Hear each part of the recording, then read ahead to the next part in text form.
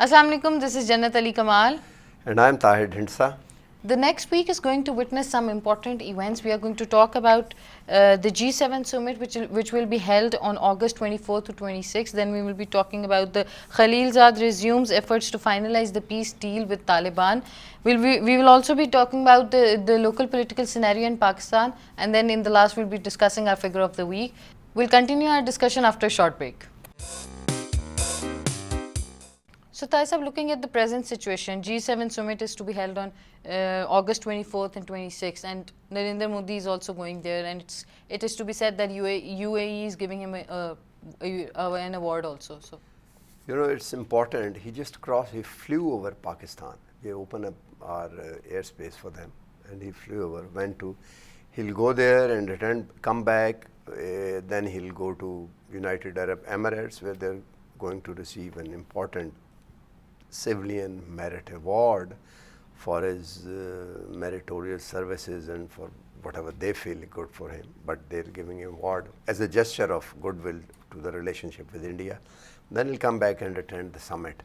And summit is very important because Russia, after the Crimea, was just thrown out of the sea, and India at the 8th number was given in. So India is the 7th largest economy of the world at this point in time. It's part of the G7, which is important. It's a huge, big economy. So there he will have a chance to meet Macron, President of France, and President Trump, and other important leader, Chancellor of Germany and Italian and all that. So there, obviously, the leaders have promised that they're going to talk about this. President Trump has already talked to Modi. It was a 35-minute long conversation, telephonic, and you imagine 35-minute telephonic conversation is a lot. It's a very long one. He talked to Imran Khan, and he talked with Modi, and then he talked with Imran Khan. Then he again talked to Modi. Obviously, discussed plan. And the general impression is that nobody wants war between India and Pakistan. But nobody wants to intervene so deep that the status quo, which has now been acquired, should be brought back to change. So obviously, it seems that there would be effort for mediation, but it all depends on situation in Kashmir. We'll come back and discuss on that. So this is the framework. One thing, West is very perturbed about it, and they're very pertinent and very, very obvious reasons. When Hitler killed so many people, he violated human rights, and it did not. He had a ghettos and all that, and the concentration camps, and the Jews. We know Holocaust. It was very brutal. So human right issues are very important. So Kashmir is a place now which is at the top of the genocide watch, you see, and people don't know that organization issued genocide watch alert not only on Kashmir but on Assam as well. And in Assam, what India has done, they are taking away nationality, citizenship of the Muslim. They say you don't belong here. Already they have denationalized 20,000 people. And they are looking forward to, bring it more. And it is also embarked that Modi has planned a 5-day visit to France and UAE and Bahrain from August 22nd. So do you think it will be related to the Kashmir issue? No, not Kashmir issue. It was they're giving him an award. That's why he's going to the UAE. Okay. The highest civilian award, which we were looking forward. But he's also going to France and Bahrain also. Bahrain and France is because the G summit is taking place there. Yes. In Paris. Yes. That's why he's going to France. But these are the margin meeting. They are meeting not on the margin of, but margin of his trip. He's flying, he's going there, he'll come back. That is. But the G7 is important because the Great Seven are asking India what to do. And we have seen the vibes after that Security Council, and whatever emerges here would be the final material to make a draft what is going to be discussed in the United Nations Security Council next month in September, where Imran Khan is going, and obviously, and there he is going to address there. Modi is going, and he is going to address, and that is United Nations. And if Imran Khan is obviously is not, and there would be parlays, there would be two very important banquets, one given by the President Trump there, because it's the New York, it is USA, and second by the Secretary General of the United Nations. And then there is a third, that Arena 1 sort of a Jalsa meeting, that procession, Jalsa sort of, Arena 1 type. Imran Khan once again is holding in the New York. And there, Sir, we'll continue our discussion. We'll take a short break and then we'll continue. So, Tahir Sahab, Khalilzad resumes efforts to finalize the peace deal between Taliban. How do you say this? yeah, I've already said that before from this forum at this television channel in different program, and I've said that at a seminar where Akhwan and other important people were, they were present, and they did not differ with me. I had a hypothesis, and it's my personal, not feeling, but it's a sort of an understanding. My understanding of the event is that there is a quid pro quo between US and India, and they have given them a leeway on Kashmir, and they connived, and that's why they have done it with permission, with complete knowledge of United States. Tahir Sahab, And in return, the leeway which has been given to India is that you are been out, you are elbowed out of the Afghanistan. he has tweeted recently that back on the road. So, do you think there's a hidden message behind it? Who tweeted? Khalilzad.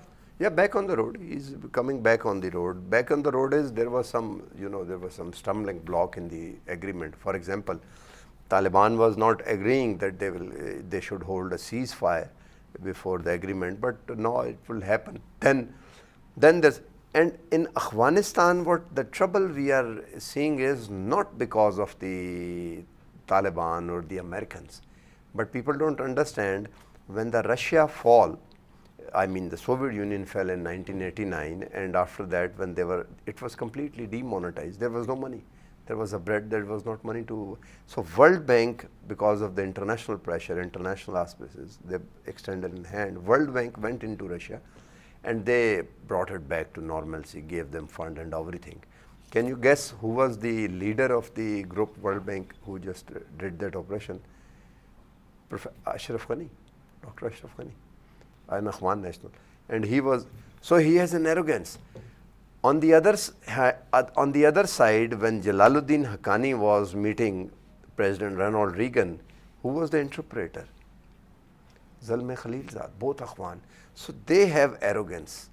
So they are not good with each other. And I personally understand that is the reason that Zalme Khalilzad is not letting the Akhwan government coming to Tahir come Sahab, in. he has also said that we are ready, let's see if the Talibans are as well. So do you think that this is a threat to Taliban and this will create some problems for everyone? No problem. Taliban is thick with him. I think the agreement would be done. Election is something else. I don't know election is held on schedule or not, but it's going to happen. And once these two things are done, the new government in Afghanistan and Americans have a sigh of relief, and India consolidates its occupation in Kashmir. So the agenda for the region somehow completes as far as the United States is concerned. The only other obstacle that remains, which the Americans think it's out of their policy box, is that Pakistan is a nuclear state. After the India has done that, they might then do something to resolve the matter on Kashmir. They might give some territory to Pakistan or maybe liberate it to India, because India has hardly any interest left in Kashmir. If you say about water, they have already built the dam. They cannot build more because water will keep on flowing, but there is a limit to building a dam. They don't have sites. And all the dams are there up in Ladakh and all that, in those, it's not in Kashmir. Once you commit the water, then it doesn't matter that it comes to Kashmir. They pass through them, but they come from Ladakh, and Gangotri doesn't come from Kashmir. That's come from Ladakh, Gangotri. So the Indus River, that doesn't come from Kashmir. That comes from Ladakh, up Himalayan Tibet. So, and same is the Jhelum. Jhelum starts with Dal Lake. But even in the Dal Lake, the water is coming back. It is in Srinagar. And amazing thing is that the whole of the Jhelum has been given to Pakistan, and we have already committed the water in shape of Mangla Dam. Tahir Sahab, we'll continue our discussion after a short break. We'll take a short break here. So Tahir Sahab, looking at the present political situation, how do you see the next week? I mean, I personally I understand that in Punjabi we say khilara. It was all spread. The spell, the beans were spilled, open, and corruption. Now I think that there is a hoover and they're collecting it. Jadu phirne lage abhi karne ke. In the next few weeks, I think even if the system might be shaken, and that is the reason that they are together, not Tahir together. Sahab, what about economy? Economy, I'll come to the economy as well. I personally understand that the two main parties are ready to give some money back and have some deal, especially the Pakistan People's Party. And that is the reason I think they did not touch. Do you think even Noon League is ready to give some money back? I already have information that Shahbaz Sharif is ready. Nawaz Sharif and Maryam are not ready. Because Shahbaz Sharif and family has some future. But Nawaz Sharif and the Maryam has no future in politics. That's why they are, dragging their feet. So there would be no, and one thing more, Khurshid Shah and Murad Ali Shah, the chief minister, it's almost ready. There is one signature they need only from the chairman of the NAB and they'll be arrested. And they are not being arrested because still the government does not know that what will happen, who will be the next chief minister, or the assembly would go to the point where next election assembly would be dissolved or election would be called, and it's the first year, 4 years that, so if you call elections right now, People's Party might come over with the sympathy votes and all that against Mahajar and all. That is the only reason. So that process is coming to end. If that is the situation, which is very grave, then you have to think about the alternative political system as well. That is their, on their contemplating and doing work on that. And the biggest hurdle one of the requirement was that the establishment should be on firm ground. And the extension 3 years given to General Bajwa has given that base. Now the establishment is on a firm ground. He knows for 3 years he's been working. Now it is time to come to this. And on NAB law, they have detached ordinary businessmen from the Muslim League because the laws are being changed for the NAB not. And the law for the bureaucracy are also being changed. But the issue is that these politicians do not do corruption themselves. They do it through their front people.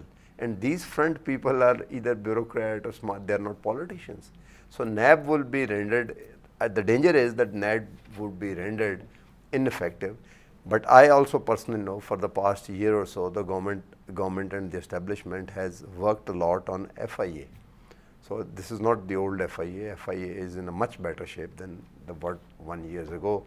So I think FIA is going to. Tahir Sahab, we have last 2 minutes, so I'll come to figure of the week. Figure of the week today we have is 4,000. So Tahir Sahab, please. Yeah, these are 4,000 Kashmiris who has been arrested under a special law which is PSA, Public Safety Act. So it means that there is no offense against them, that they have not done any crime, they are not criminals. But because the Public Safety Act, there was a POTA law which was part of that was struck down by the Supreme Court.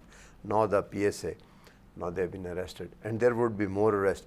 Already there was a virtual jail because every 10 people, every 10th is a Santri or a army officer with a gun on 9 other people in Kashmir. This is the situation now. 10 lakh army, armed forces, army, and about 1 crore Kashmiris. That is the population, less than 1 crore. So 90 lakh or something.